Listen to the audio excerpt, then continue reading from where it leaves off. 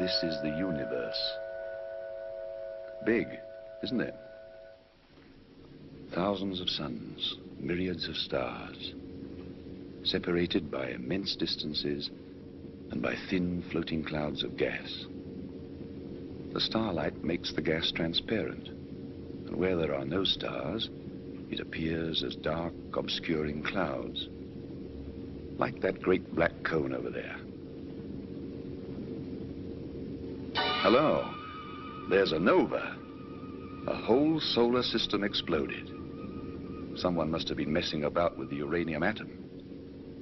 No, it's not our solar system, I'm glad to say.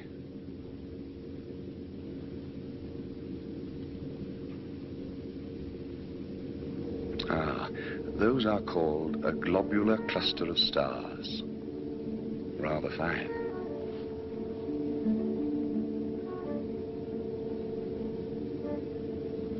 Down here in the right-hand corner, see that little chap rather like a Boy Scout's badge? It's a mass of gas expanding at thousands of cubic miles a minute.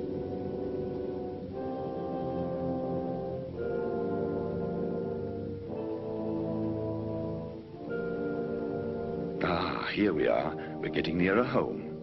The moon, our moon, in the first quarter. And here's the Earth, our Earth, moving around in its place. Part of the pattern, part of the universe. Reassuring, isn't it?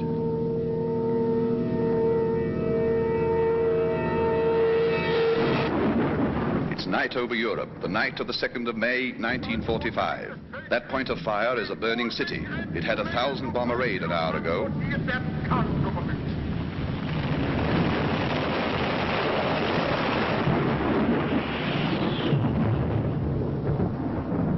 And here, rolling in over the Atlantic, is a real English fog. I hope all our aircraft got home safely.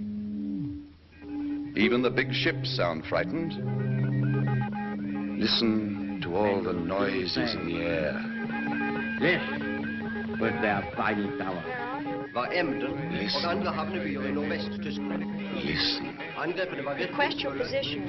Request your position. Come in, Lancaster. Come in, Lancaster. Position nil, repeat nil, age 27, 27. You get that? That's very important.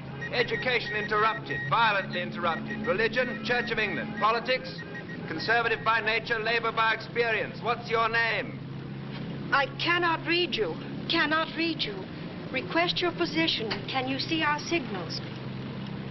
Oh, give me my scallop shell of quiet, my staff of faith to walk upon, my scrip of joy, immortal diet, my bottle of salvation, my gown of glory, hope's true gauge, and thus I'll take my pilgrimage. Sir Walter Raleigh wrote that. I'd rather have written that than flown through Hitler's legs. I cannot understand you. Hello, Lancaster. We are sending signals. Can you see our signals? Come in, Lancaster. Come in, Lancaster.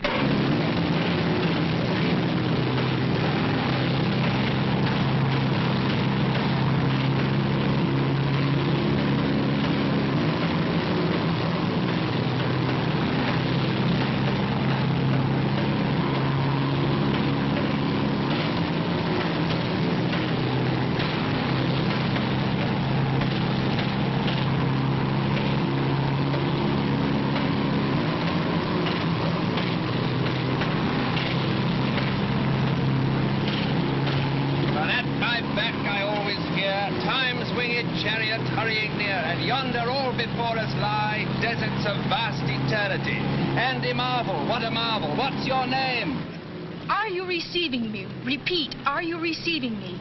Request your position. Come in, Lancaster. You seem like a nice girl. I can't give you my position. Instruments gone, crew gone too. All except Bob here, my Sparks. He's dead. The rest all bailed out on my orders. Time 0335. You get that? Crew bailed out 0335. Station Warrington, Bomber Group A, G for George. Send them a signal. Got that? Station Warrington, Bomber Group A, Apple, G, George. They'll be sorry about Bob. We all liked him. Hello, G, George. Hello, G, George. Are you all right? Are you going to try to land? Do you want to fix? The name's not G. George, it's P. Peter. Peter D. Carter. D's for David. Squadron leader Peter Carter. No, I'm not going to land. Undercarriage is gone. Inner port's on fire. I'm bailing out presently. I'm bailing out. Take a telegram. Got your message. Received your message. We can hear you. Telegram to my mother. Mrs. Michael Carter, 88 Hampstead Lane, London, Northwest. 88 Hampstead Lane, London. Tell her that I love her. You'll have to write this for me, but what I want her to know is that I love her very much. That I've never shown it to her, not really, but that I've loved her always, right up to the end. Give my love to my two sisters, too. Don't forget them. Received your message. We can hear you. Are you wounded? Repeat, are you wounded? Are you bailing out? What's your name? June. Yes, June, I'm bailing out. I'm bailing out, but there's a catch. I've got no parachute. Hello, Peter. Do not understand. Hello, Peter. Can you hear me? Hello, June. Don't be afraid. It's quite simple. We've had it, and I'd rather jump than fry. After the first 1,000 feet, what's the difference? I shan't know anything anyway. I say, I hope I haven't frightened you. No, I'm not frightened. Good girl. Your Sparks, you said he was dead. Hasn't he got a shoot? Cut the ribbons, cannon shell. June, are you pretty? Not bad. Can you hear me as well as I hear you? Yes. You've got a good voice. You've got guts, too. It's funny, I've known dozens of girls. I've been in love with some of them, but an American girl whom I've never seen and who I never shall see will hear my last words. That's funny. It's rather sweet. June, if you're around when they pick me up, turn your head away. Perhaps we can do something, Peter. Let me report it. No, no one can help. Only you. Let me do this in my own way. I want to be alone with you, June. Where were you born? Boston. Mass? Yes. That's a place to be born. History was made there. Are you in love with anybody? No, don't answer that. I could love a man like you, Peter. I love you, June. Your life, and I'm leaving you. Where do you live? On the station? No, in a big country house about 5 miles from here. Lee Wood House. Old house? Yes, very old. Good. I'll be a ghost and come and see you. You're not frightened of ghosts, are you? It'd be awful if you were. I'm not frightened. What time will you be home? Well, I'm on duty till 6. I have breakfast in the mess, and then I have to cycle half an hour. I often go along the sands. This is such nonsense. No, it's not. It's the best sense I ever heard. I was lucky to get you, June. Can't be helped about the parachute. I'll have my wings soon anyway, big white ones. I hope they haven't gone all modern. I'd hate to have a prop instead of wings. What do you think the next world's like? I got my own ideas. Peter. I think it starts where this one leaves off. Or where this one could leave off if we'd listened to Plato and Aristotle and Jesus. With all our little earthly problems solved, but with greater ones worth the solving. I'll know soon enough anyway. I'm signing off now, June. Goodbye. Goodbye, June. Hello, G for George. Hello, G. George. Hello, G. George. Hello.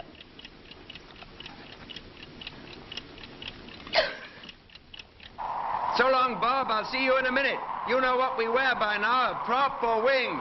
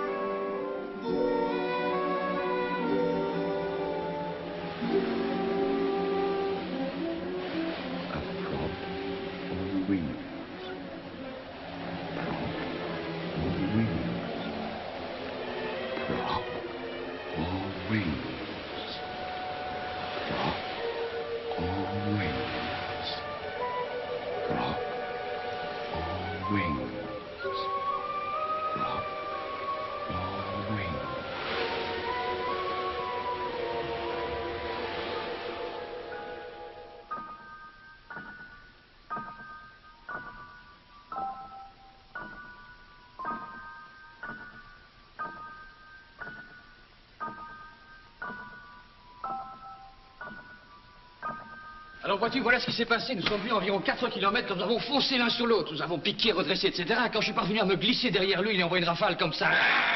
Il a piqué, j'ai cru que j'avais touché, mais le salaud m'est revenu par derrière, il m'a refilé de s'échapper, il m'a touché à mort. Oh, bad luck, old boy.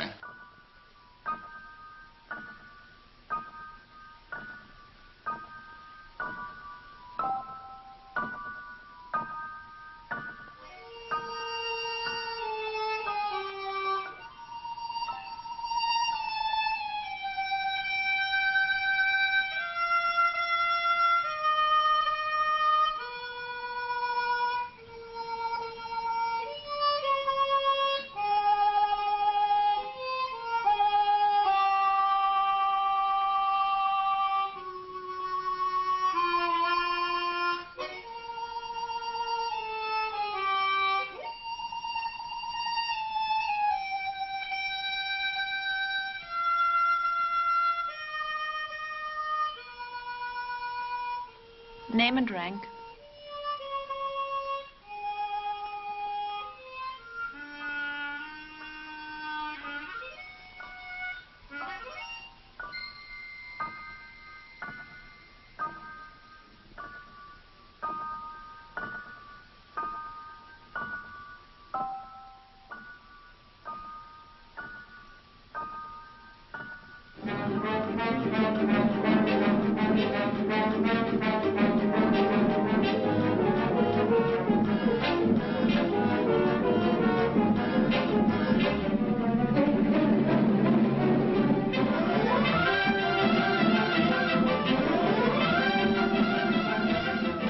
Break it up. Spread out here. Room and bath. Oh, do you have USO shows here? No, we don't. Okay, we'll stay. Officers' quarters, of course. We're all the same up here, Captain. Excuse me, brother.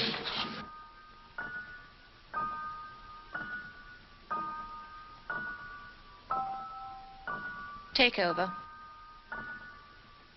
I wish I could make a phone call. From here, that'll be long distance. Flying Officer Tropshaw. Oh, I'm so sorry. You can't wait here any longer. You must be mistaken about your captain. Well, if anyone's mistaken, it's not me. Mistakes don't happen here. But this is the aircrew section, isn't it? You should know. Peter couldn't have got away with it. Besides, you checked his invoice for me, didn't you? Yes. It was against the regulations. Regulations are made to be broken.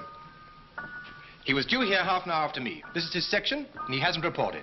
So he's either AWOL or there's been a mistake. There hasn't been a mistake here for 1,000 years. Oh, so there have been mistakes.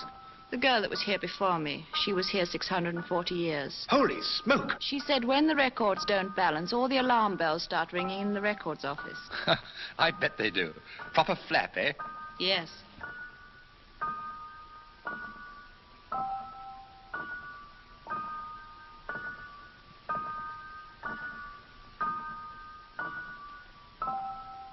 That's only the living records. Everyone on Earth has a file. Russian, Chinese, black or white, rich or poor, Republican or Democrat. Holy smoke. If anybody told me the clerks were working away up here, just like on Earth. Everyone here is allowed to start how they like. It's heaven, isn't it?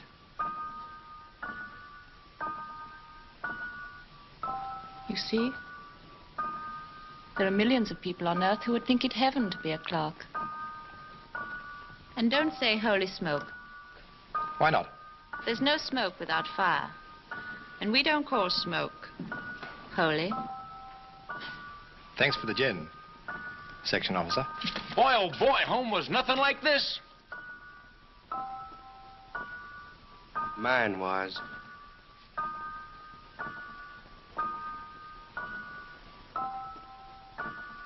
Sign here. Oh, all right. I don't want to start those bells ringing.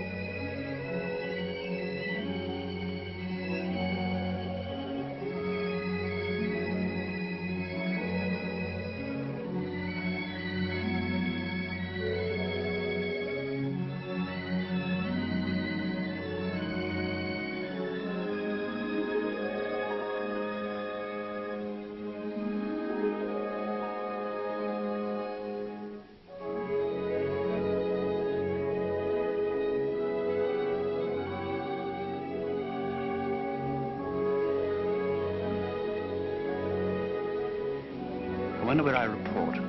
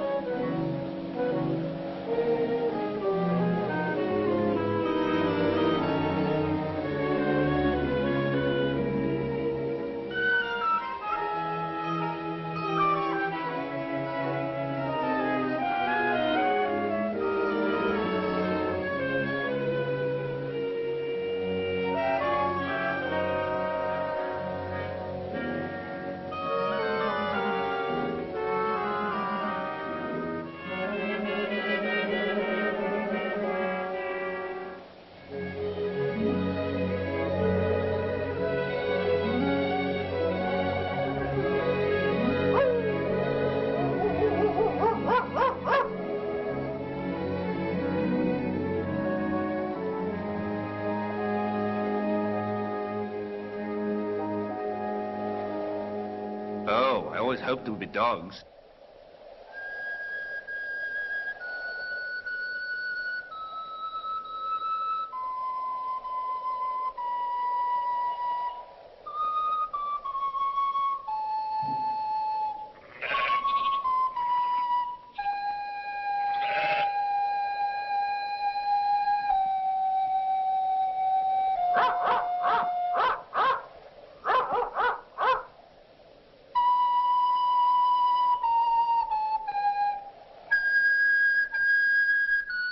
Good morning. Morning. Where do I go from here? Huh? I'm new. I only just arrived. Where do I report? You mean the aerodrome? Aerodrome?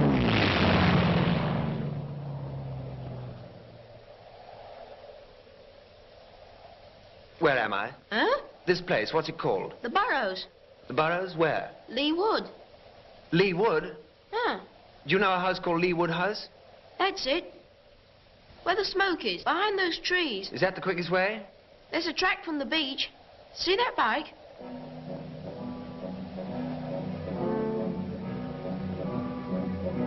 Who is it? Dunno. One of the Yank girls. They live up at the house.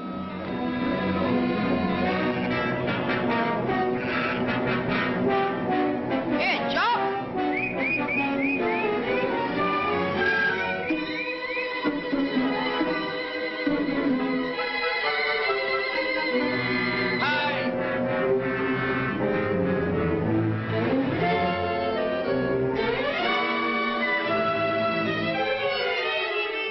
Hello. Hello yourself. What's wrong? You're June.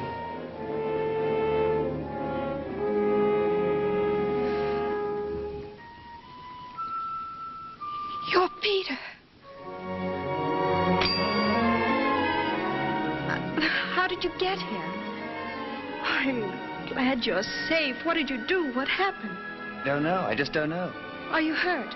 My head feels a bit queer. Oh, there's a little cut in your hair. It's nothing much. Oh, Peter, it was a cruel joke. If it was on me. I've been crying so ever since we said goodbye. Don't cry, darling. Peter, darling.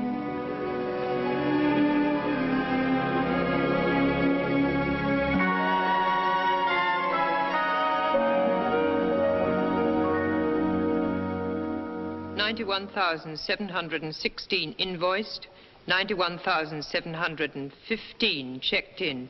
Conductor 71. Madame, it could have happened to anybody. How did it happen? Everything was calculated except for this accursed fog. The pilot jumped, he got lost in the fog. I missed him. Flying Officer Tropshaw.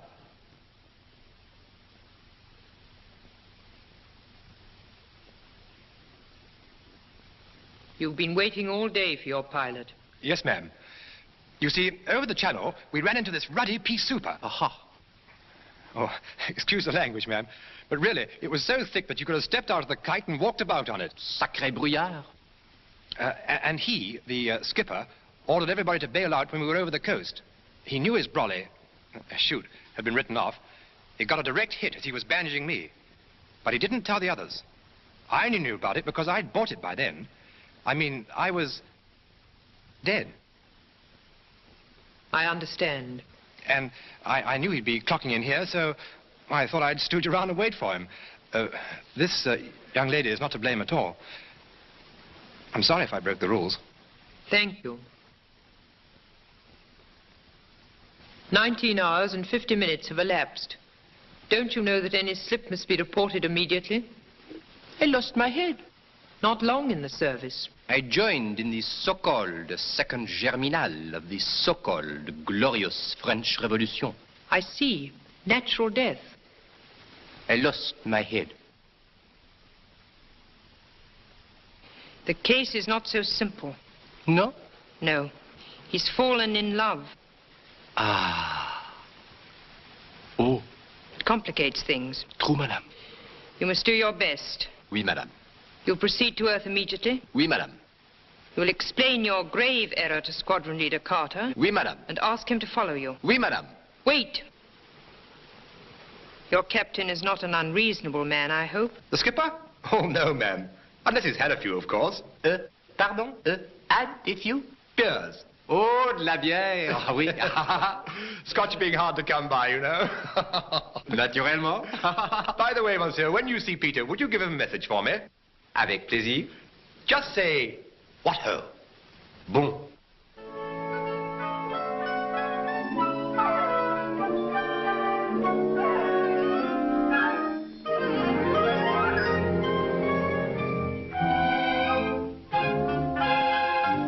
When he's starved for Technicolor up there. What a night for love.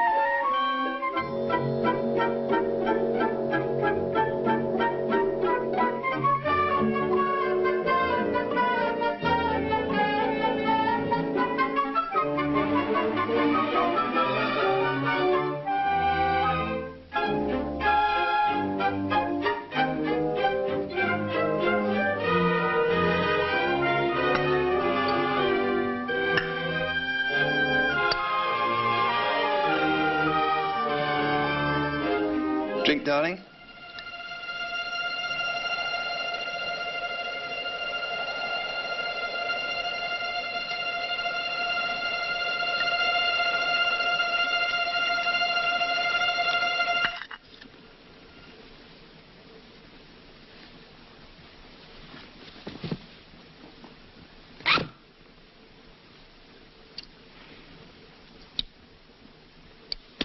Mon ami? Evening. I think I keep these for a little. And how are you, my friend? I've never been better. June, wake. She cannot wake. We are talking in space, not in time. Are you cracked? Look at your watch. It has not moved since you said so charmingly, drink, darling. Nor will it move, nor will anything move until we have finished our little talk. It is only a trick. Who are you? We should have met yesterday at 0410, mon cher. Unfortunately, I missed you. Well, you couldn't have missed me because I wasn't here. Now, who the... I bring you a message from Mr. Trubshaw. Bob? Bob's dead. Oh, yes, he's dead. He says, what ho? Well, that sounds like Trubshaw. But he is dead, isn't he? En effet. But how? Why? Cannon shell. And what should happen to a man who jumps from his aircraft without his parachute? How do you know? But it is I who am telling you, my friend. It is I. Your time was up. But they missed you because of your ridiculous English climate. I am French. But what do you want now? You, my friend. What for? To conduct you. Where to? To the training center. Training for what? For another world. You don't mean... But, my dear friend, that is just what I do mean.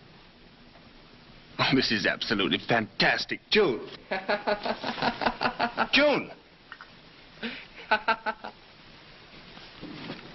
All right. And what if I refuse to go? But you cannot refuse. Your time was up. Now, by mistake, you overstayed by about, speaking in time, of course, 20 hours. The advantage was exclusively yours. You lost nothing, you only gained. What about her?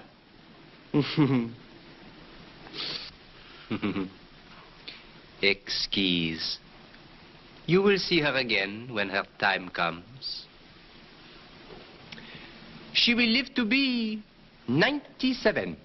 I looked her up in the files. I'm in love with her. But, my friend, what is love? The feeling of the moment. But I represent eternity. The law of this world and the other. Good, but what is law? Law is law. Yes, but law is based on reason. That is so. Now, yesterday, I wasn't in love. Today, I am. But, my friend, what is love? How many people are in love? Soldiers, airmen. How many sailors? Do they protest when their time is up? No, they don't. They have no right. Exactly. But I have. Why? Look, I've fallen in love because of your mistake. I'm in an entirely different position from what I was in last night. Then, I expected to die, I was ready to die, and it wasn't my fault that I didn't, it was yours. What kind of government do you represent? I do not represent any government. Or what laws govern the place you come from? I am not permitted to express any political views. Well, if it's a respectable place, there must be a law of appeal. But, my friend, be reasonable. Appeal to whom? That's for you to find out. It has never been done. Is that any reason why it can't be done now? You are determined to get me into the salad. And what about the salad you got me into? Now, look here. You don't want me to use force, do you? Well, you can always try. I think I leave you for a little. That's the form. I shall report for instructions. Now you're talking. And do not fall any deeper in love now. You have been warned. She is charming. You know, I think you're not a bad chap.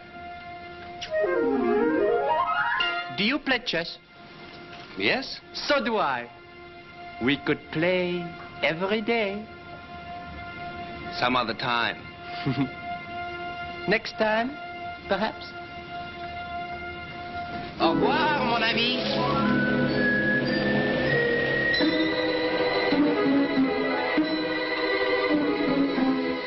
No, thank you, darling. No, thank you, what?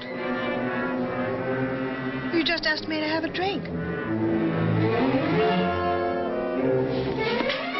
Did I?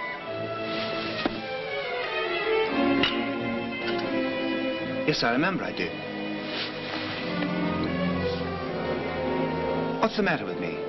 What is it? Is it your head again? Might be, yes.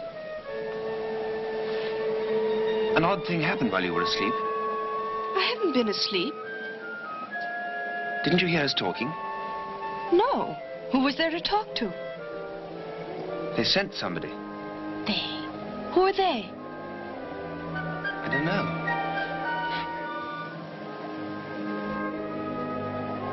June, do I look cracked? Not to me, darling. Are you? Look, there was a 10/10 fog last night. That's right, isn't it? You know there was. And I did bail out without a parachute. That's your story. So how can I be alive? I give up. I don't know and I don't care. I had no parachute. It was shot up. And when I came to this morning, I had no parachute. Anyway, why wasn't I drowned? You don't need to prove to me that you ought to be dead. Well, I ought to be, according to this character. What character? Well, this conductor character they sent after me. He says he missed me in the fog. Bad luck for them. Good luck for me. I told him I was going to appeal. He's gone off to get instructions. It's not my fault I'm not dead. It's not my fault that I found you and fell in love with you. Maybe he wasn't here at all. Hey, you, Frenchman! Where are you? What is it? Oh, I've got an awful headache.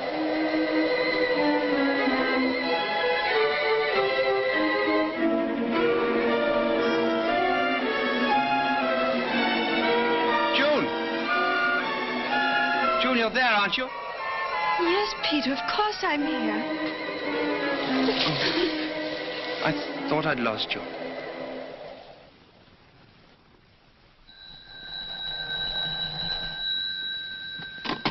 Dr. Reeves' residence? Oh, good morning, Miss June. Yes, isn't it? The doctor's up in his thing, you know, his camera obscura. He's got his new lens from the shop this morning, and it makes a lovely picture. He's taken the big white garden table to project on. You'll be glad you're coming over. He's showing it to the dogs now. Ah, nice day. Mrs. Bidwell's duck's out too early. She'll lose all the eggs if she's not careful. Ah, the start of the cycling season. There's a hefty young girl. Time Mrs. Tucker went to get our rations. There she is. Oh, the vicar and his sister. Not coming here, I hope. No. Good. Quite a queue at the butcher's. Must have some offal. Wonderful how the kids love playing in the splash. Just the same in my day. That tree ought to come down. Old Mary looking quite skittish. Sally Allgood getting herself dated up. Ah, here's June. Here she comes. She walks in beauty like the night. Only she's cycling and the sun is out. Nice girl. Worth a hatful of ambassadors in Lee Wood, anyway.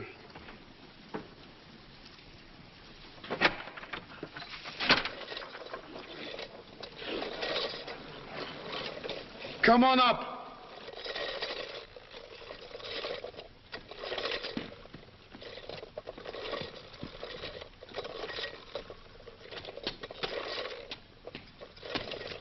Hello, Doc.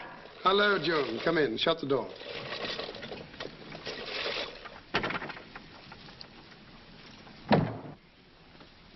Surveying your kingdom? The village doctor has to know everything. You'd be surprised how many diagnoses I've formed up here. I love looking at the village from here. It looks so different.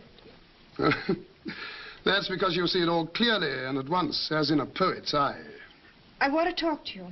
So you said on the phone, but it's really none of my business. Dr. McEwen says it's right down your street. This is my street, a village street, and I'm a village doctor. Only because you like living in a village. Dr. McEwen says what you don't know about neurology would fill a peanut. I'm a good guesser. Your guesses are published by very famous magazines like that Brain I've seen in your library. Dr. McEwen says... I know what Dr. McEwen says. I had a talk with him on the phone this morning. Oh, did you? After I talked to you. This is really the ref's business.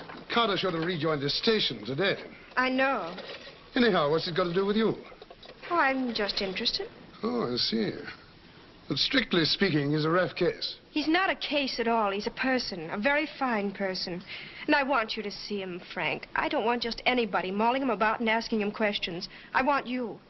I'm sure the RAF would say... Well, I know what the RAF would say. I had to talk to his CO this morning. Oh, Frank. And I had to talk to his group medical officer, too. Fortunately, he's heard of me. Oh, Frank. And if you'd done that earlier, I would have told you earlier, you can't go around the place kidnapping good-looking RAF officers just because you like the shape of their nose. It's not his nose, it's his voice. I fell for that before I ever saw him. He still believes that he bailed out without a parachute. Yes. And he has hallucinations? Mm-hmm. And during these bouts, does he go rather pale? Yes, he did. And he has headaches here. I think so. I don't know. You better ask him. But he definitely sees things. And hears. All right. Did you tell him he was talking rubbish? No. Quite right. He's not talking rubbish. He's talking very logically. Then he can't be in love. Bye. Frank. Yes? He has a very cute nose, too. I'll be over about tea time. Right.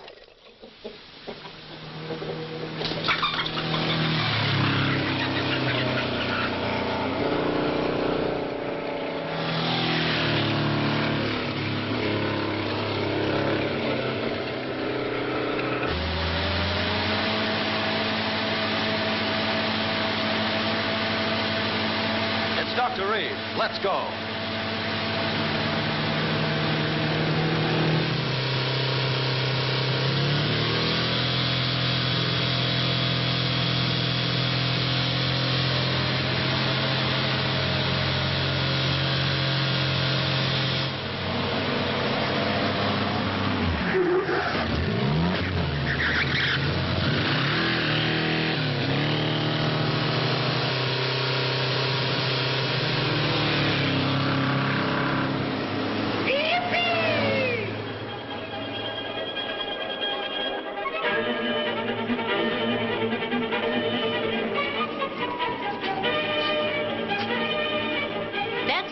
Spell Shakespeare?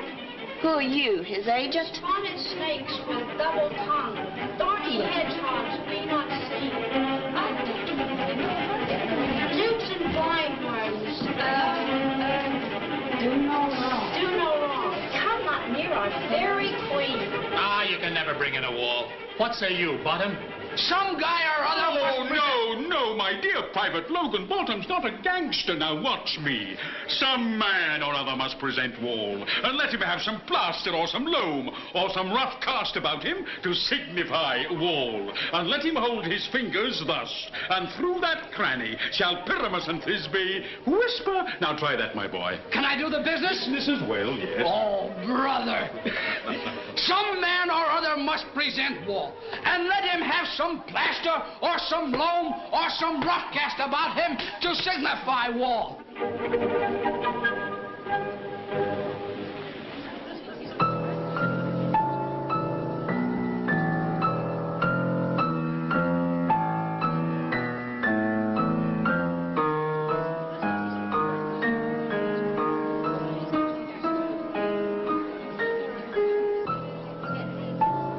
Check.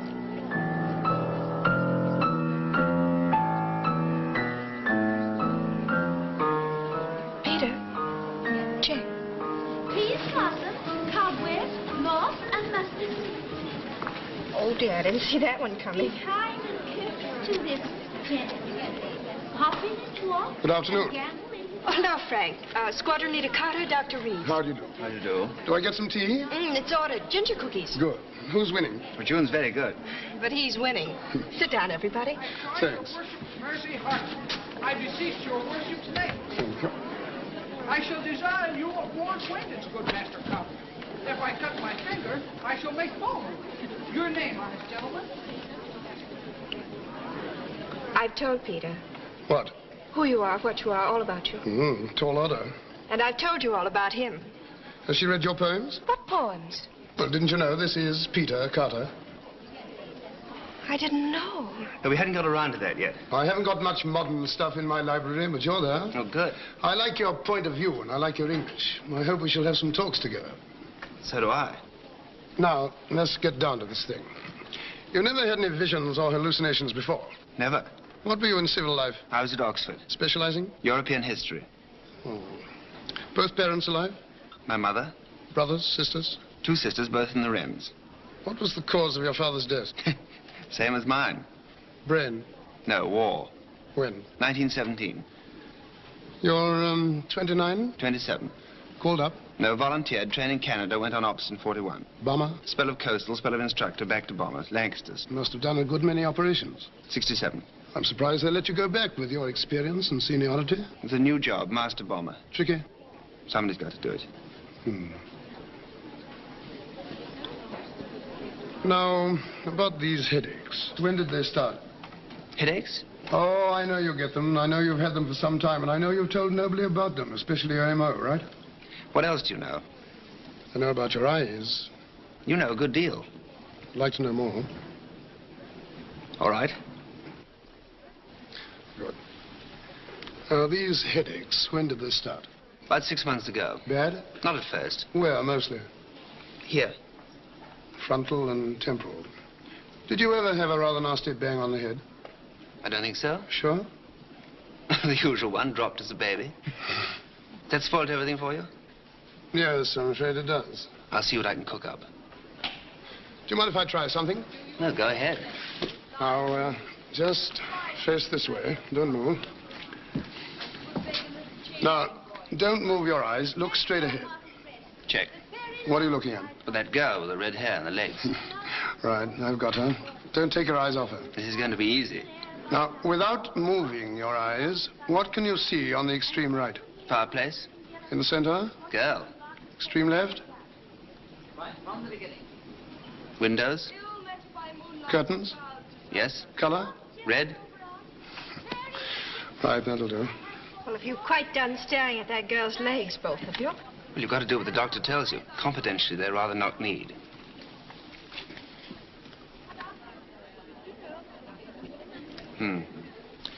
Now, any loss of appetite? No. Nor of thirst? No fear. In fact, if anything, you've been eating and drinking rather more than usual. You've just been looking at my mess bills. And you've seen something? Someone. Clearly? As clear as I see you. Have you had a similar hallucination before? No thanks. Tell me, do you believe in the survival of human personality after death? I thought you said you read my verses. Do you? I don't know. I've never thought about it. Do you? I don't know. I've thought about it too much.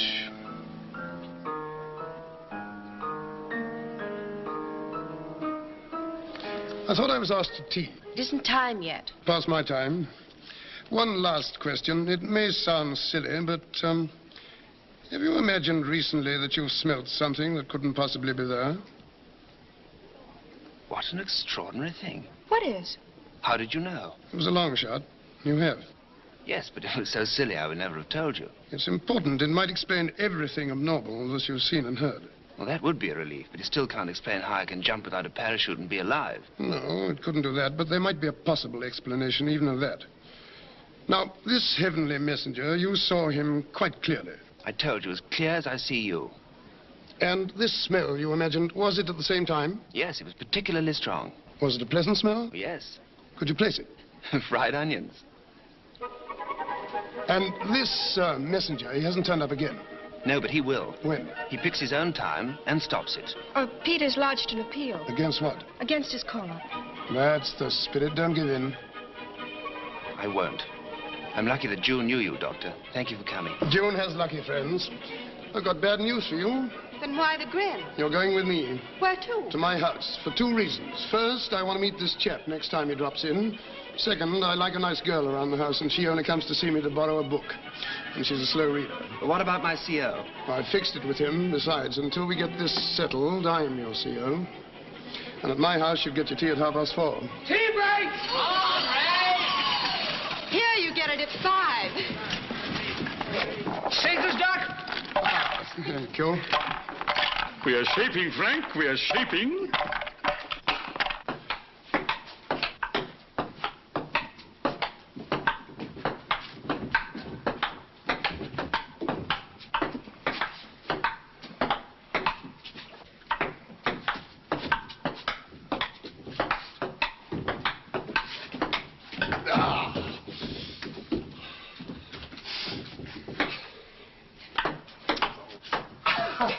Très long.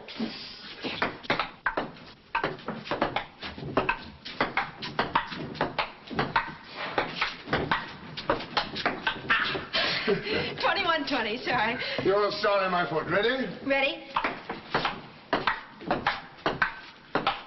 Nearly. Nearly doesn't count. 21 all. Up. I'll be. Count 10. I wonder if Peter's a good player. You can ask him when he wakes.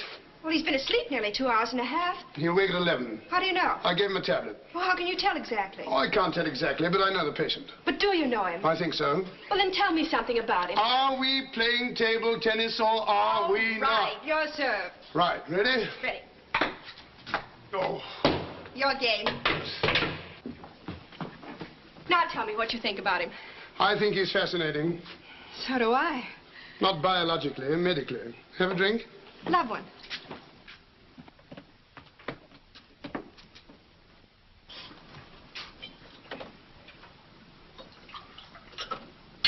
What do the books say, Doc? I see a dark stranger in his life.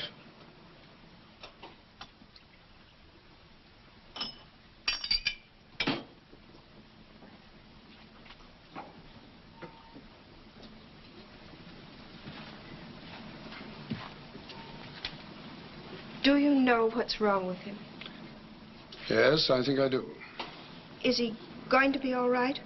He'll be all right. Here's a drink. Will he have any more hallucinations? Yes, How do you know? because this conductor promised to come back. Will that make him worse? Why should it? I don't know. Seeing things, arguing about his own life, talking to a non-existent man. He does exist for him. He's not going mad then. His brain isn't being affected. Of course it's being affected, but not in the way you mean. That's why I asked him about his sense of smell. I saw it was important. He's having a series of highly organized hallucinations comparable to an experience of actual life. A combination of vision, of hearing, and of idea. To a neurologist, that points to a direct connection with a sense of smell or of taste. Once that connection's established, we know where to look for the trouble. I only want to find out one thing more in his personal history, and I'll find that out later. Now, I'm not going to tell you anymore. Thanks. But how did he survive the jump? I don't know. If we could find that out and tell him, it would save him. It would help. But the main thing is for him to win his case. Are you serious? Perfectly serious. We must help him to win it. How? It depends on what message the conductor brings. But suppose he loses his case. Oh, that's absurd. If we see that he's losing, or we think he's going to lose, we'll find out the reason why he survived. Or we'll invent one. We'll have a couple of drinks, you and I, and we'll invent the greatest lie in medical history. Care for another game? I don't mind. Now, don't worry about him. You see that bell? Yes? He's promised to ring it if he gets another visit. Fine. Come on, yourself.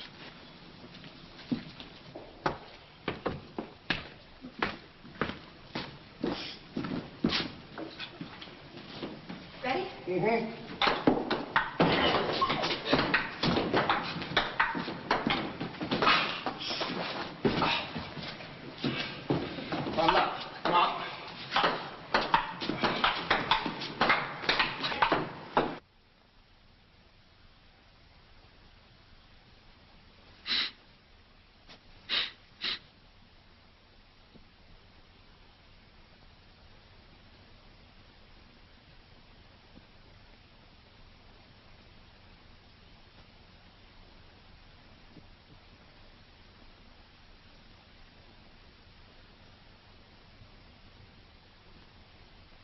Doc, he's here. June!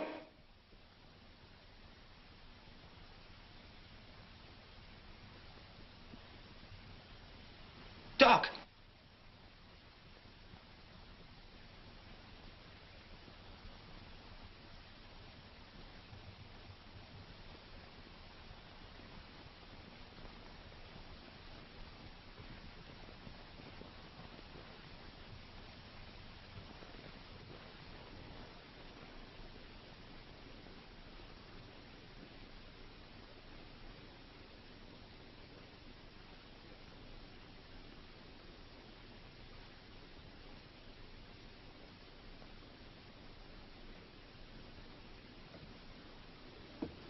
Eh bien, mon cher, comment ça va? Not too good. Not too good. Ah. I would not bother to ring that bell if I were you. Nothing will happen. A little trick of mine, you remember? After all, what is time?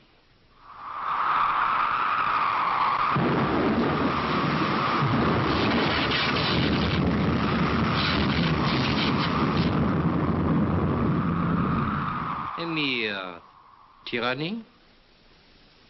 Well, let me know if you're going to do that again, won't you? This looks good. Very good. Do you know the author? No, but I often have a game with Philidor. Philidor? The greatest master of chess who ever lived. A Frenchman, naturellement. Come along and I'll introduce you. Good. Splendid. No, I mean, you've got good news for me, my friend. How did you guess? Well, you wouldn't try to entice me with this Phillimore. Philidor. Philidor, if you had the right to conduct me anyway. True. Well? Speaking officially, I have good news for you. Good. You are to be allowed to appeal to the High Court. Splendid. The trial will be a full dress affair. Très chic. In 3 days to give you time to prepare your case. Better and better. Do not be too pleased. Why, is there a catch? The prosecuting counsel. Of course, I am not permitted to offer advice or give a personal opinion, but... Well, who is this prosecuting counsel? Be prepared. For what? A shock. Well, come on, tell me the worst. Who is it? Abraham Farlan. Come again? Abraham Farlan. Well, I never heard of him. No. Never in my life. He lives in Boston. I'd never been in Boston. Massachusetts. I'd never been there. Abraham Farlan died in Boston in 1775. Does that date convey anything to you? Lexington, Concord? Exactly. You are good at history. The American War of Independence. Oh, he was killed? By a British bullet. Oh, he might be prejudiced. He hates your guts. And he hates the guts of every Englishman. And particularly, he hates this little affair with a Boston-born girl. It's not a little affair. A big affair. He will hate even more. All right, I'll appeal against it. It will be no good. After all, we had to choose a good man. The honor of the department is at stake. No, what you have to do is to choose a good man for yourself. As defending counsel? Precisely. Can I choose anybody? Anybody in the other world? Anybody who has ever lived upon Earth? Everybody is at your disposal. You can choose me. That would suit your book. But do not waste any time. Abraham Farland is piling up his case already. You can choose Socrates. You can choose William Pitt. You can choose Henry VIII. Oh, Madame du Barry. She knows all about love. Rather a one-track mind. You are a good chess player. Philidor. I'll think it over. By the way, I'd like to borrow this. It's not mine. It belongs to the doctor. Oh, doctors. What about them? They give me a great deal of trouble in my job.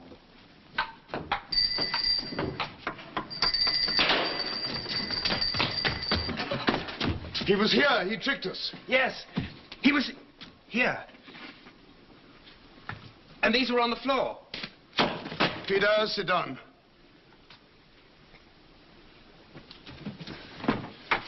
Now, look up. Yeah. You've been doing some hard talking. I have. I hope you didn't give in to anything. No. That's the spirit. Do you think I could stay overnight, Frank? Yes, I'll tell Mrs. Tucker. I don't need anything much. Now, let's see. I'll tell Mrs. Tucker you're staying. Dr. Reeves. Yes? Can I stay in here? I want to be near these books. Of course, I'll fix up a camp bed. Great news, darling. What, sweet? I'm to be allowed to appeal. Really? Oh, June, I don't want to leave you. Darling, why should you leave me? Everything will be all right. Well, if I can get a good counsel. Of course you will. It's very important. I don't want to lose you. Darling, I don't intend to let you go. No one can take you from me. I won't let them. Well, it's no good. You see, a judgment against me would be backed up by all the power of this world and of the other. Drink this. Peter's got the right to appeal. Splendid. Did you smell anything? Yes. The same? Fried onions? Yes. Good. Drink that up. Any headache? You can tell me tomorrow what he said. No, he said... Good heavens. What is it? He got my 100 best games. What? Harlequin's chess book, 100 best games. You sure? Absolutely certain. He had it in his hand. What a nerve. A bit cool. Now, how about getting to bed? Now, I want to talk to you first. It's important. No, not now. Have a long sleep. Tomorrow you'll feel as fresh as a daisy. It's about my counsel. I don't think you believe a word of what I say. Of course we do. My dear friend, here on Earth, I'm your defending counsel, and as your counsel, I believe everything you tell me.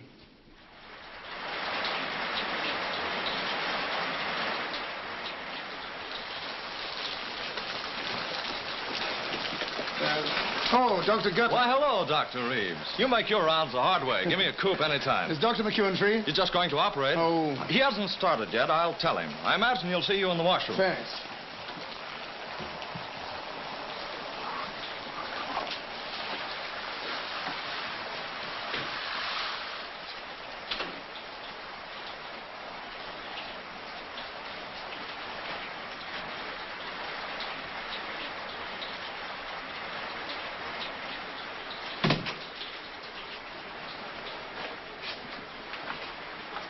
Hello, Frank. What's new?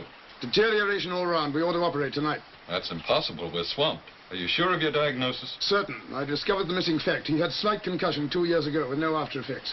X-ray is inconclusive. You've seen the ocular reports. You know all about these highly organized hallucinations coupled with a sense of smell. Everything points to arachnoid adhesions involving the olfactory nerve in the brain. It's a tricky operation, but I've never seen one. I have several at the Hospital de la Pitié in Paris. I've made some notes. I wonder if a surgeon could see them. Sure, it'll be Dr. Liza. He's a very fine neurosurgeon. Liza, a good man. But I don't see how we can manage tonight. There's no crisis in such a thing. Any day will do. No, it won't. And I'll tell you why I think it won't and why there is a crisis. I'm afraid of his brain being permanently affected. Insanity? Yes. Why? Because his trial is fixed for tonight and he hasn't found anyone to defend him yet.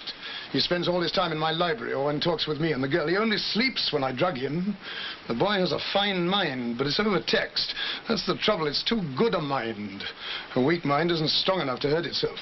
Stupidity has saved many a man from going mad. Yes, you're right there. And he's had several talks with this heavenly messenger.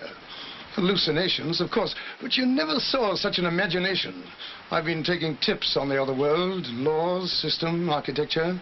Here's the interesting point. He never steps outside the limits of his own imagination. I don't quite get you. Nothing he invents is entirely fantastic. It's invention, but logical invention. And the keystone to his invention is that the trial takes place tonight. He must win or lose his case tonight, and that's why I think we ought to operate tonight. It's no use shaking your head, and that's why I think we ought to find a counsel to save him from losing his case, or we may lose him.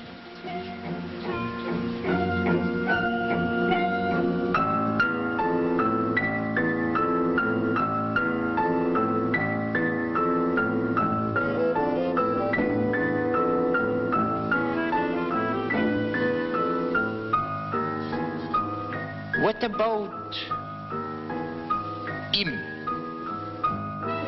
Lincoln. No, it's hardly fair to drag him in. I don't believe he'd be prejudiced. Plato. How would you like to be defended by Plato? Nobody knew more about reasoning than Plato. He was 81 when he died. He might be too old to think love important. You think so? Anyhow, Plato had very elementary ideas about love. Besides, didn't he quote Sophocles when somebody asked him if he was still able to appreciate a woman? What did the old boy say? Well, he said, I'm only too glad to be rid of all that. It's like escaping from bondage to a raving madman.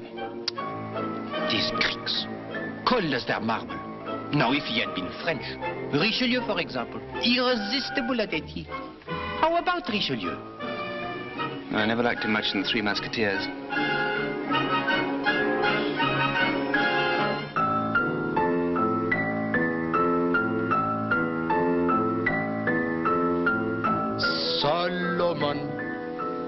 Solomon. No. Mais tonnerre de Dieu, who do you want? You have only a few hours left. Look, it sounds a grand idea to have all these great men to choose from. But what do they know of our problems today? True. Very little. Besides, I think it ought to be an Englishman. Nobody famous, but somebody with his head screwed on all right. Screwed? Now, this Abraham Farlan, was he a famous man? He was the first American to be killed by a British bullet. No, I don't mean that. I mean, was he a great philosopher or statesman? He was a school teacher. There, you see. Now, Plato will probably talk about perceptions and causations. Pardon? Over your head, too? Definitely. That's quite simple. By the way, why are you so interested in my winning my case? I? Yes, you.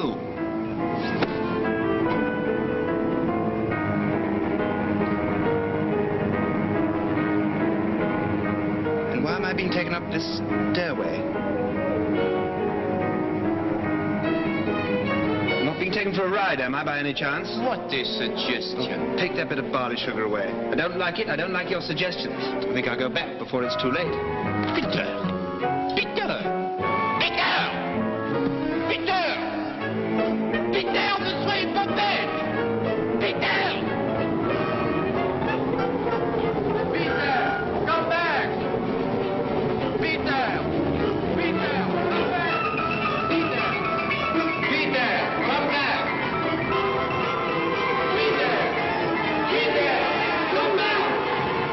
Peter, come back! Peter! Peter, come back! Peter! Peter, come back! Peter! Peter, come back! Peter! Peter! Peter, my darling, come back to me!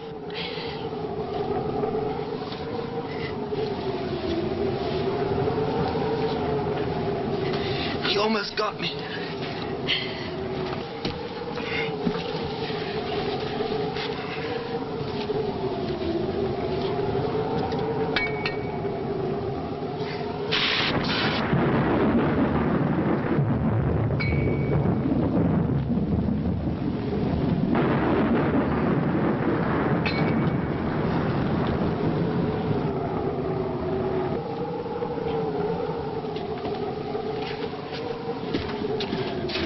right in a moment. Why isn't the ambulance here? It was due half an hour ago. Go and phone Dr. McEwen and tell him we must operate tonight. It's life or death.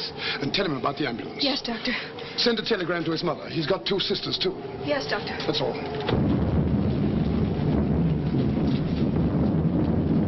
Hello, Peter. Where's June? Phoning. Back in a moment. He almost got me. I know. He's a crafty beggar. I only got away by the skin of my teeth. Now, look here. Don't let anybody fool you into giving up this case. You've been allowed to appeal. You've been promised a fair trial. Don't give in to anybody. Promise? I've got no counsel. We'll find the right man. They can't start your trial without your counsel. They might appoint some stooge. Nonsense. Or let it go by default. I tell you, we'll find somebody. They can't start till then. Nobody famous? No, that'd be the worst thing we could do. How about a pal of yours? Might find somebody. What about your radio operator? Bob? Yes, think it over. You couldn't get through. They don't answer. It's the storm, Mr. Frank. They always cut the telephone off. I'll go on my bike. No, one of us must go. Look, you're more valuable here. Now, if the ambulance comes, don't wait for me. If I meet it, I'll come back. Now, go to him. Don't allow him to despair. His life is in your hands.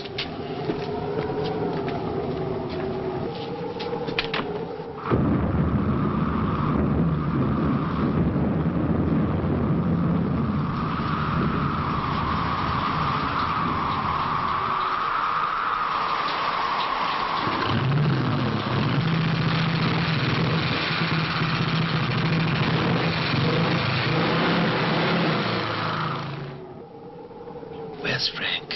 He won't be long, darling. I must talk to him. I don't think Bob's the right man.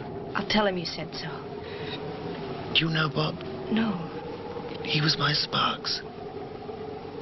Highly operational type. We'll find somebody. Time's nearly up. Frank will come up with something. I wish he'd hurry.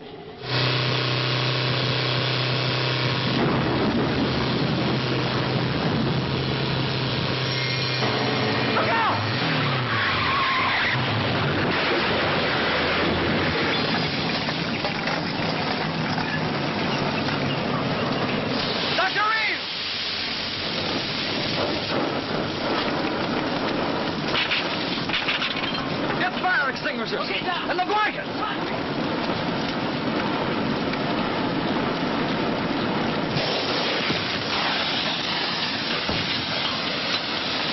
the hell is this? What's the road?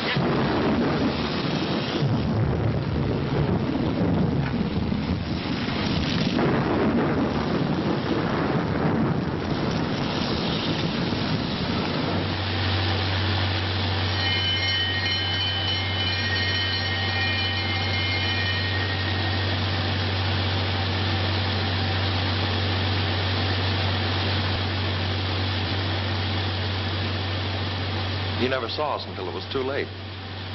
He turned off to save us. Gosh, I feel bad about it. He was a fine man. You couldn't help it. He was interested in this case, wasn't he? Yes. I saw his notes he left for Dr. Lizer. It was a fine piece of diagnosis. He left notes for the operation, too. Dr. Lizer is very good, isn't he? Best. Frank. I'm here, darling. Where's Frank? He's gone ahead.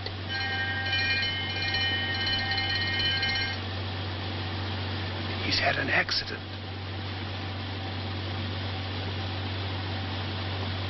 Hasn't he?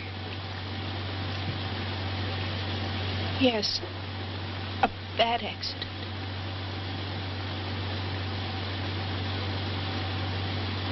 Is he dead? Yes. He's dead.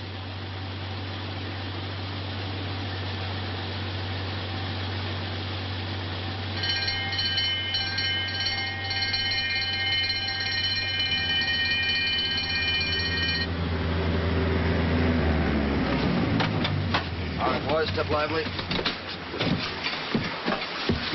Okay, Doc. Hand. Easy. All right. Easy on there.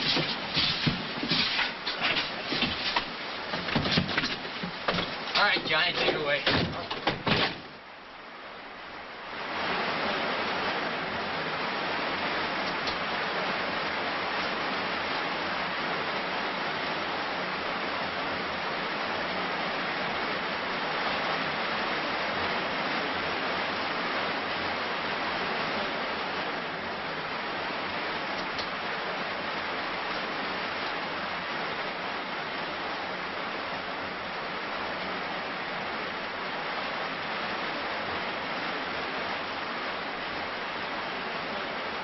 An atropine injection, sister? Yes, 100.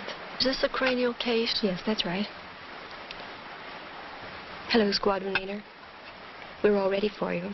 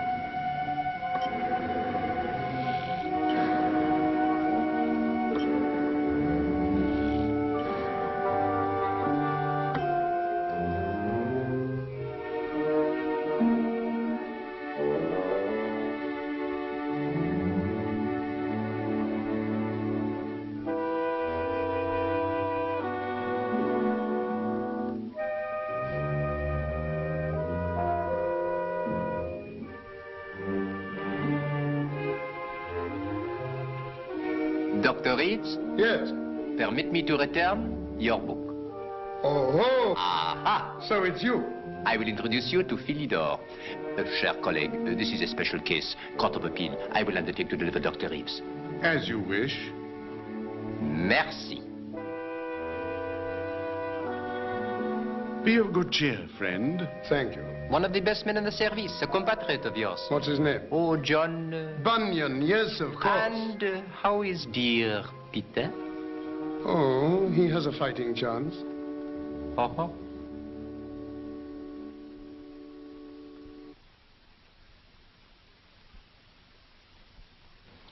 Dr. Frank Reeves. Yes, You are familiar with the case of Squadron Leader Carter. I am. He has chosen you to be his counsel. I hoped he would. Do you accept? I do. You have very little time in which to prepare your case. What facilities do you wish? I should like to see my client and get his instructions. And I subpoena Flying Officer Trubshaw as a witness. Certainly. Conductor 71, you will take Dr. Frank Reeves to Squadron Leader Carter.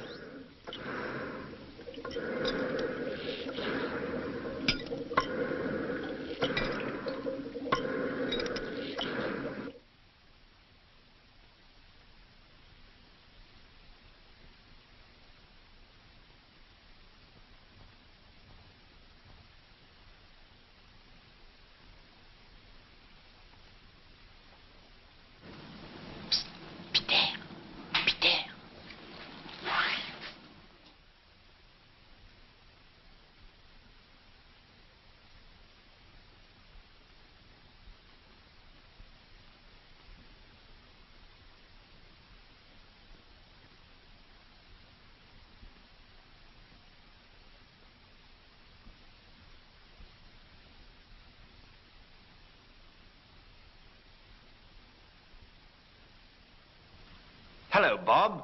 Watch your Skipper. I didn't expect to see you here. Not yet, anyway. Not up there, either. Well, it was Doc Reeves' idea. I subpoenaed him. Let's talk. Right. You sure they won't miss me? Miss you? You know me, mon ami. That surgeon's very neat. Very neat indeed. I like his work. You're in good hands, Peter. I know. Now, look here. I know what's coming. Yes, I'm very flattered, but are you sure I'm the best man? Quite sure. Aren't you afraid that I may be out of my depth up there? No. Well, doesn't it worry you I'm no lawyer? No. If he gets on to politics, I'm sunk. Who isn't? Come on, Frank. You must have something. Oh, just a little common sense. But if it's as rare up there as it is down here, it'll do me. Say yes. Well... He has no choice anyhow. What are we talking about, then? All right, I need evidence.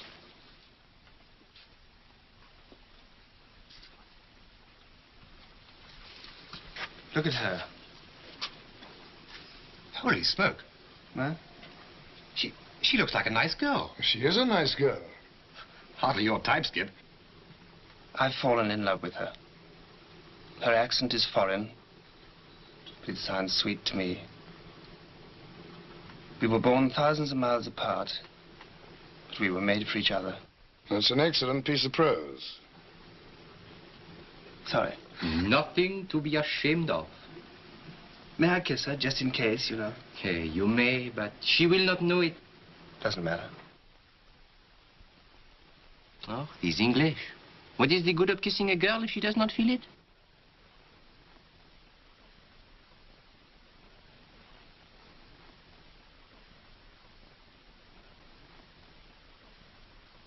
Look. What? The evidence you wanted. Her tears. Oh, I wish I could take one with me. You are counsel. You can do as you wish. I say, why don't we wrap it up and take it with us? Permit me.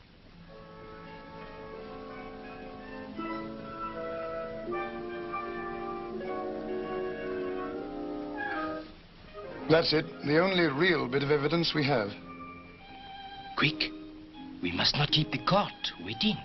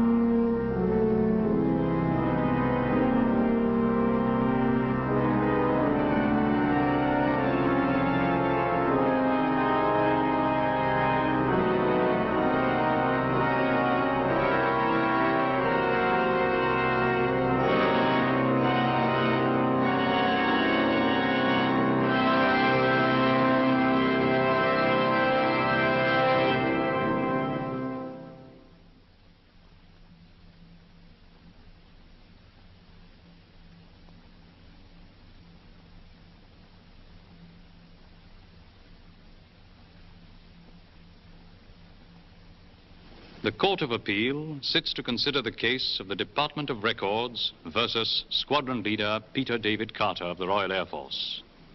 He claims negligence and superior rights and responsibilities arising out of that negligence.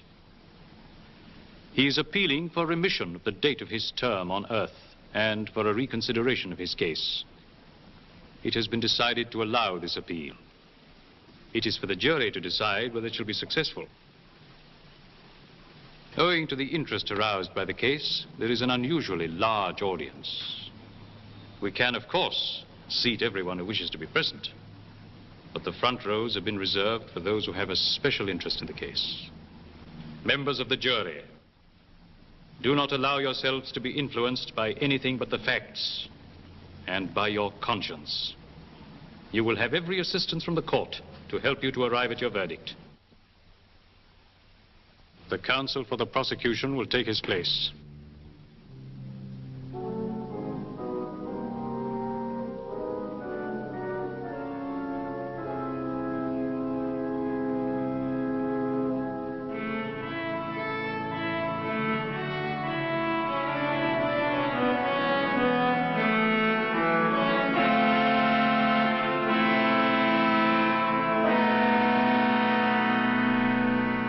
counsel for the defense will take his place.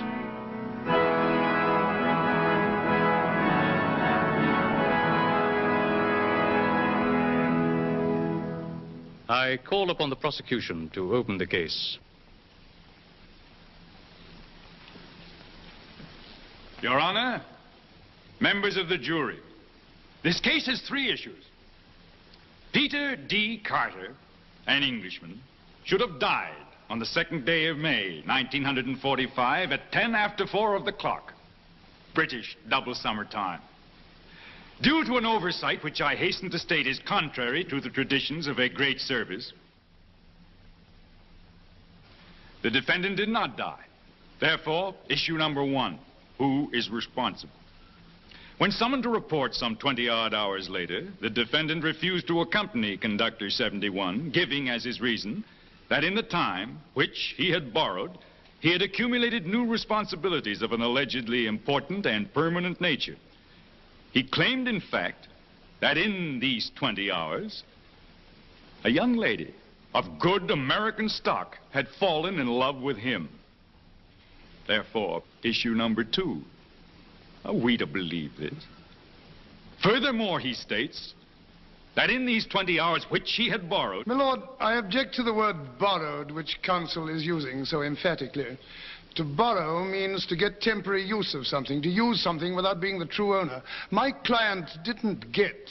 He was given the 20 hours in question.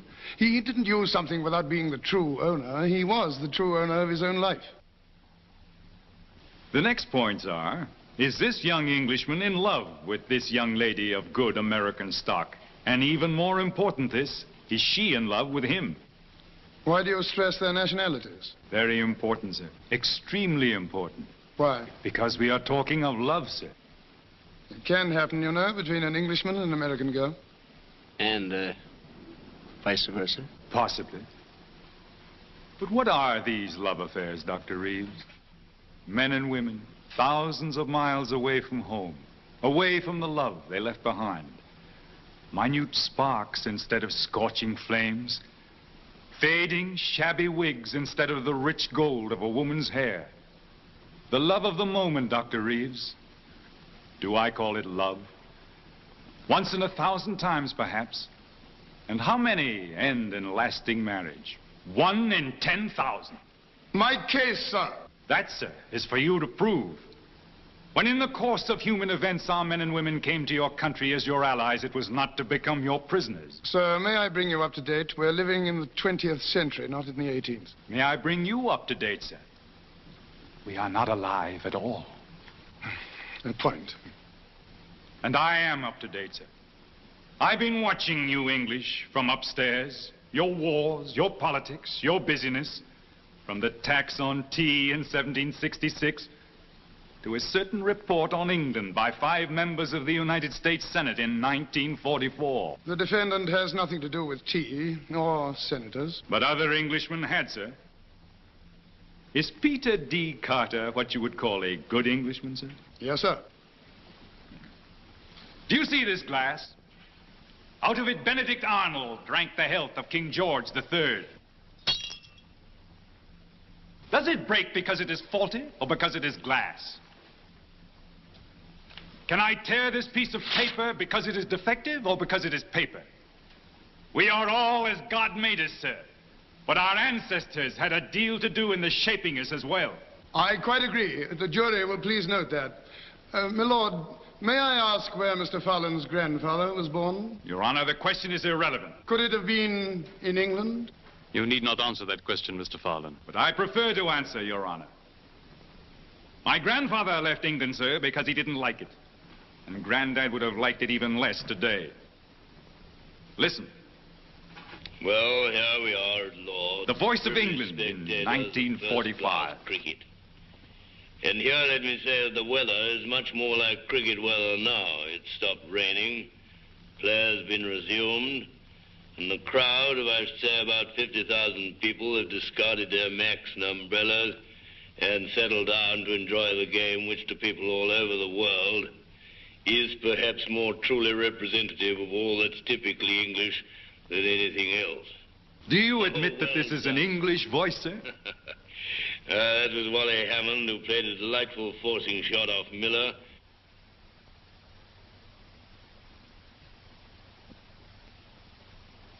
The Voice of America in 1945. Shoo, shoo, shoo, baby.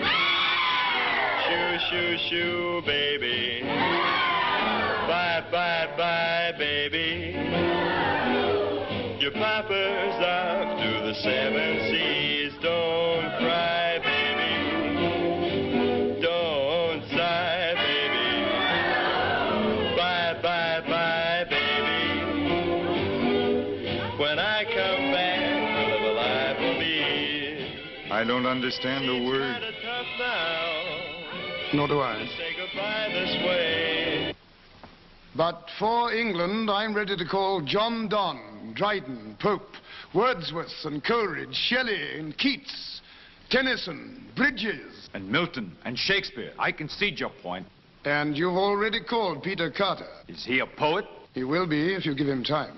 We are here to decide, that's it. I can't deny it.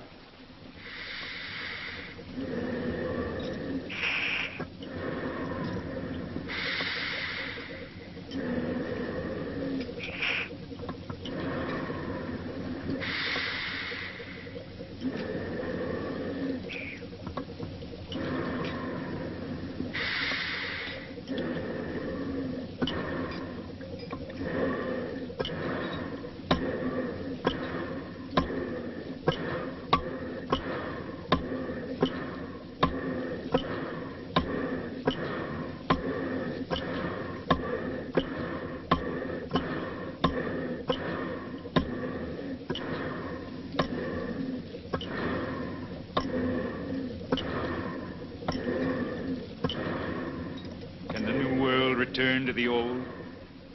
Should the vibrant humor of a young American girl be stifled in the pages of Punch?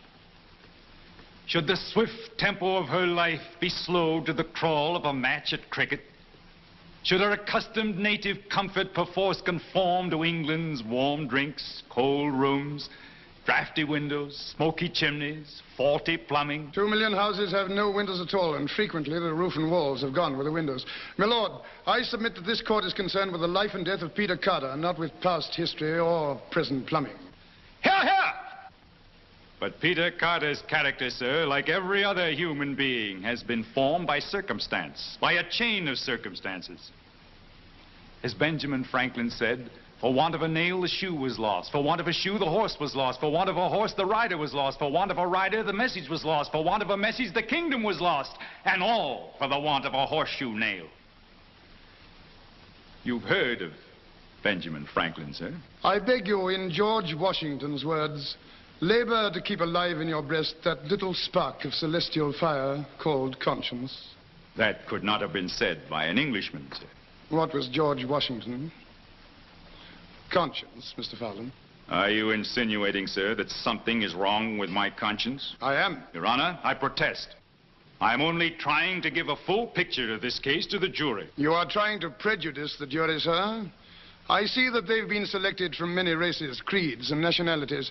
I cannot believe them interested in ancient grudges against Peter Carter's ancestors, nor in present grumblings about drafty windows. I don't need to prejudice the jury, sir. They're already prejudiced against your country, and with good reason. You can't pick a jury that isn't. Look closely at the distinguished members of the jury, sir. The first member is Jean-Marie Barrault, French. Has any century passed without war between England and France? The second member is Gregorius Johannes Boonshaar, burger van Transvaal. The Boer War, Dr. Reeves. The third member is Ivan Bedny, Ruski. What? I'm Russian. The Crimean War, Dr. Reeves. And you, sir? Chanjiming, Pekin. Don't forget England's attack on China in 1857, occupying unprotected Peking. And you, sir? Rala Tejpailal from the Punjab. Think of India, Dr. Reeves. Think of India. And you, sir? You are? James Monaghan, Irish. Choose a new jury anywhere, Dr. Reeves. It will always be prejudiced against your country. My lord, I wish to take counsel for the prosecution's advice. I challenge the jury and request that a new one be chosen. Chosen from where, Dr. Reeves? Mr. Fallon said from anywhere. Except from England. Why not from England? Where else in the world have the rights of the individual been held so high? In America, sir, where these rights are held to be inalienable. I doubt if you have more practical freedom in America than in England. An Englishman thinks as he likes in religion and politics. It isn't what a man thinks and says. It's when and where and to whom he thinks and says it. A man with a flint and steel striking sparks over a wet blanket is one thing, but striking them over a tinderbox is another. An American baby sucks in freedom with the milk of the breast at which he hangs. A man can see further, sir, from the top of Boston State House, and see more worth seeing than from all the pyramids and turrets and steeples of all the places of the world. No smoke, sir. No fog, sir. And a clean sweep from the outer light and the sea beyond to the New Hampshire mountains. Yes, sir. There are great truths, higher than mountains and broader than seas, that people look for from the tops of our hills. America, sir, is the only place where man is full grown.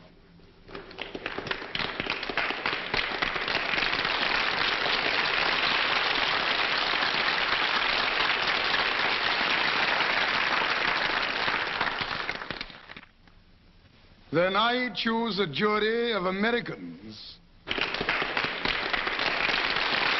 Of Americans, sir, selected from every walk of American life. If there is one who has fought in the wars of independence, I want one who has fought shoulder to shoulder with us against our common enemies in this century. If the third has a mind that can only think 170 years back, I want the fourth to be thinking 170 years ahead. I cannot deny that I hope, no, that I know that this jury will be prejudiced in favor of my case. For I am pleading for the rights of the individual against the system. But it is also against the law, Dr. Reeves. The eternal law of the universe. Nothing is stronger than the law. The whole universe is built upon it. This is a court of justice, not of law. My lord, I ask for a new jury of American citizens. Do you agree, Mr. Fallon? I would welcome such a jury, Your Honor. The jury will stand. The jury will retire, and the new jury will take their place.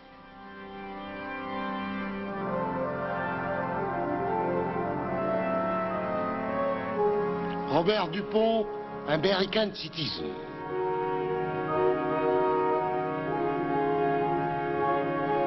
Lieutenant Pete van der Eyck, American citizen.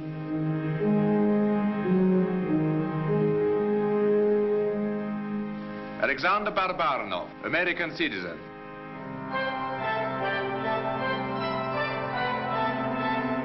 George Wang, American citizen.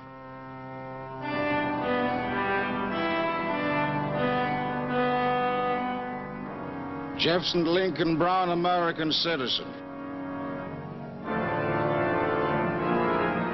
Patrick Aloysius Mahoney, American citizen. The jury will be seated. Counsel for the defense. Here in this rose is my case. And what is my case?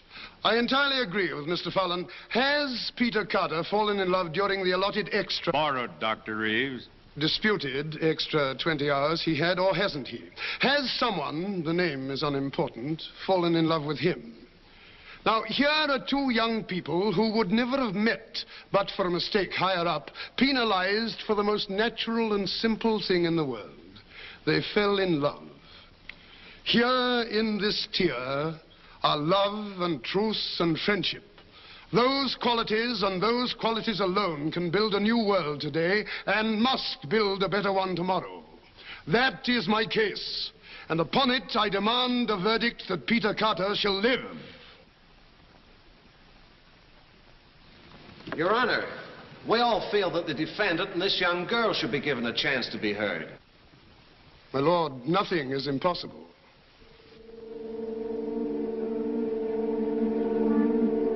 The court will adjourn.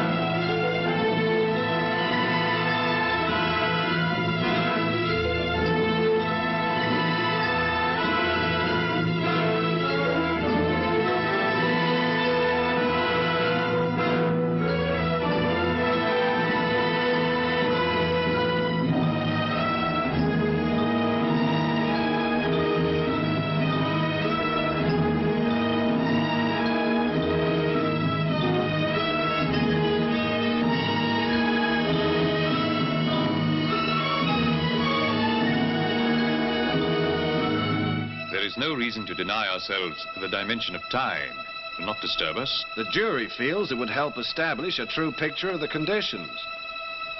Very well.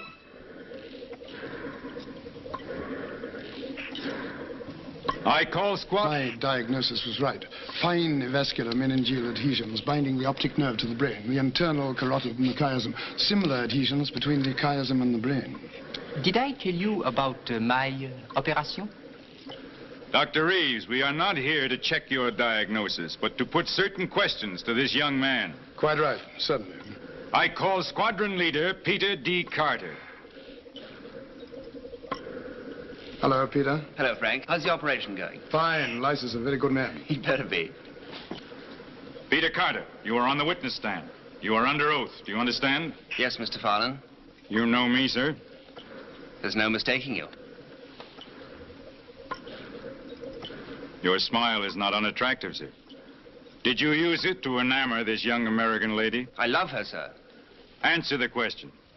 Would you repeat the question? It, had enamored in it. Never mind the exact question.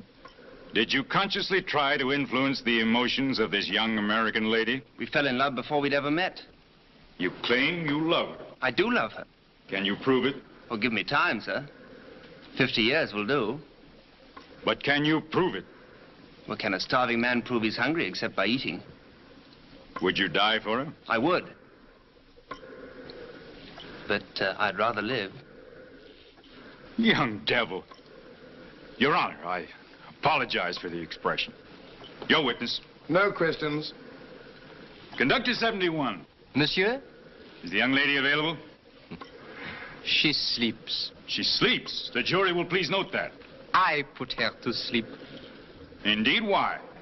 To enable you to call her, sir. The jury will please note that. I do call her, Your Honor.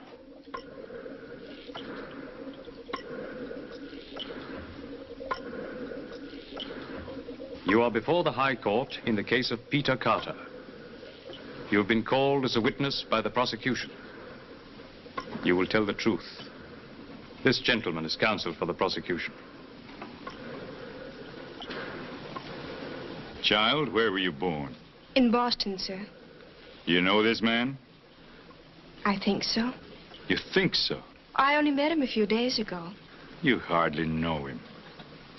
How can you think you love him? But I do love him.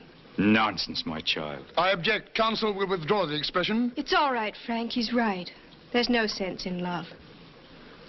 Wisdom still flowers in Boston. Can you prove that you love him? How can I? Would you be willing to die for her? Yes. Would you take his place in the balance sheet? Yes. Don't believe her. Would you? My lord. Stand aside, sir. You've got no right to ask. How dare you address me like that? Peter, you must obey. Well, of all the dirty tricks. This is contempt of court. I'll have you committed. Commit away. Don't answer any more questions. Do you realize that by this attitude you've forfeited any chance of winning your case? All right, but you won't get June as well. Your Honor, members of the jury, I'm afraid he really does love her. Your witness. June, you know me well. Do you trust me? Yes, Frank, I trust you. It is absolutely necessary that you take Peter's place in the other world. Have you gone mad? If you really love him, June, step onto this staircase and come with us. You are mad. It is the only way to prove your love. I do love him. You shan't go. My lord, I ask the court to restrain him. Granted. June.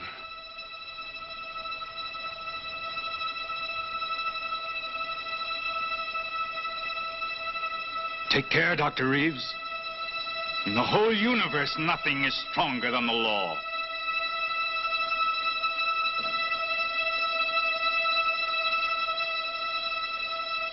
Goodbye, darling.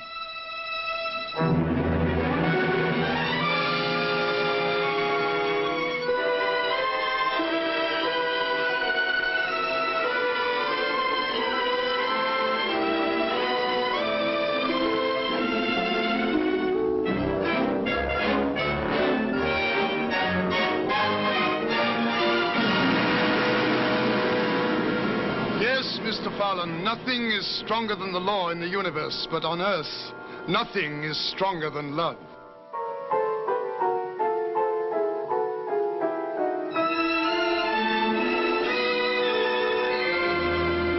members of the jury, as Sir Walter Scott is always saying, in peace, love tunes the shepherd's reed. In war, he mounts the warrior's steed. In halls, in gay attire is seen. In hamlets, dances on the green. Love rules the court, the camp, the grove, and men below and saints above. For love is heaven, and heaven is love. Will you please consider your verdict? Case for the defendant, Your Honor. Bravo! The appeal is granted. There now remains the new date on Squadron Leader Carter's file. Will both counsel approve it? Does that satisfy you, Dr. Reeves? Very generous, my lord. Do you agree, Mr. Fowler? Isn't that a little too much, Your Honor? Oh. I agree. My lord, I hope this will not establish a precedent. I object.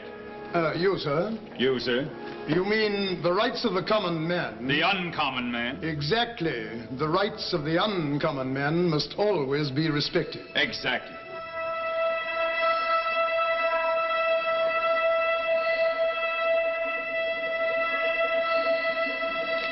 Keep his head flat and sandbags. I've written him up. Tell him this, I'll send the notes down. Congratulations. An interesting case.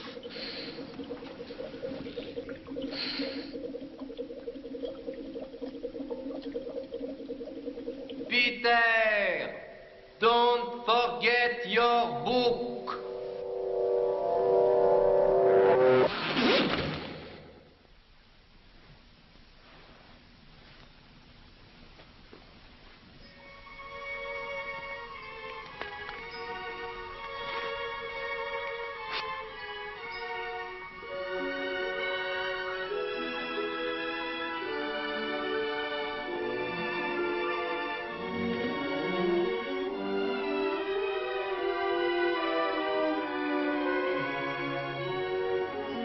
Frank. Frank. Frank.